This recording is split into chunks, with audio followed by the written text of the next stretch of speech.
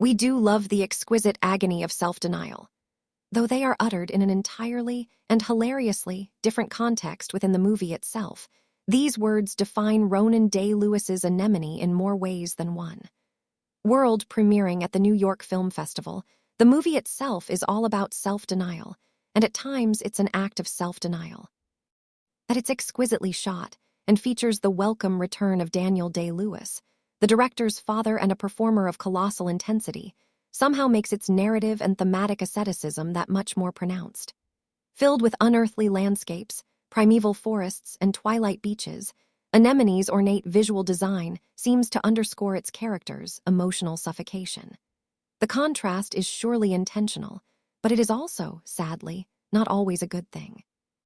The film looks fantastic, but its impact dissipates the longer it drags on.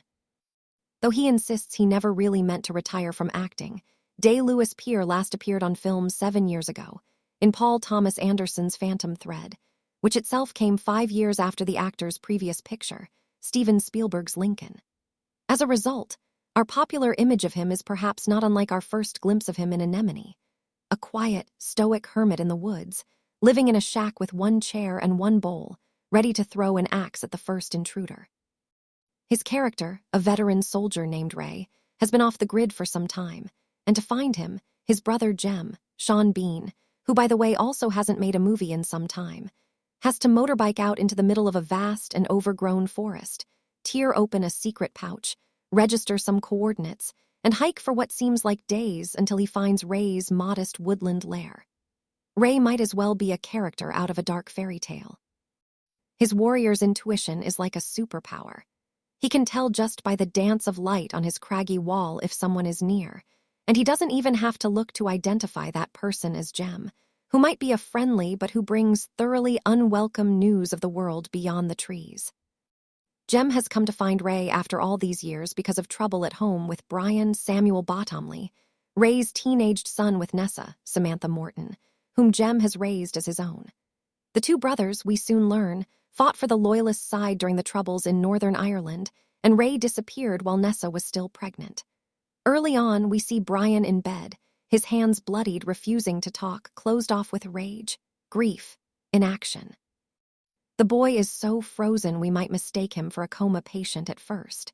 His demeanor is meant to establish the urgency of the matter. Jem sees him right before he whizzes off to find the long-lost Ray. But the film also wants to keep the precise nature of this crisis a mystery for as long as possible, presumably in an effort to maintain narrative suspense. That's a cheap screenwriting trick. We're embedded in Jem's perspective, and both he and Nessa seem to know what's going on, but the movie keeps us in the dark. Otherwise, we might realize how flimsy the whole thing is. The more Anemone tries to tell a story, the more it falls flat. The manufactured secrecy around Brian and his actions is meant to reflect a more organic secrecy around Ray and his buried past. That particular mystery at least makes sense, given the film's perspective, but it also undercuts it. The resonances between their two tailies evoke a kind of violence passed down from fathers to sons, but Ray's mythic sorrows upend and overpower everything else. Partly because Daniel Day-Lewis is just so damn good at this. Eventually given a chance to deliver several extended soliloquies about his character's dark history, he brilliantly rides the necessary waves of fury, disgust, bewilderment, entitlement, sadness, hatred, mercy, self-loathing. The spectrum of emotions he presents seems so infinite that everything else feels downright dinky in his wake. You can imagine acting students in the future reciting these monologues in class. You can't imagine anyone ever doing it better than he does here. The director, who co-wrote the script with his father, isn't afraid to lean into the theatricality of such scenes, keeping the camera fixed on his star. It's a transcendent performance, somehow both a miracle and the kiss of death.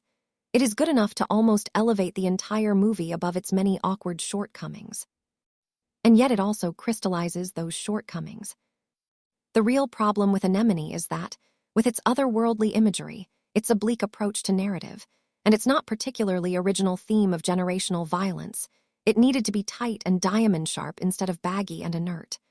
Coiled and terse in mood, but with the florid world closing in, it's a movie built around avoidance.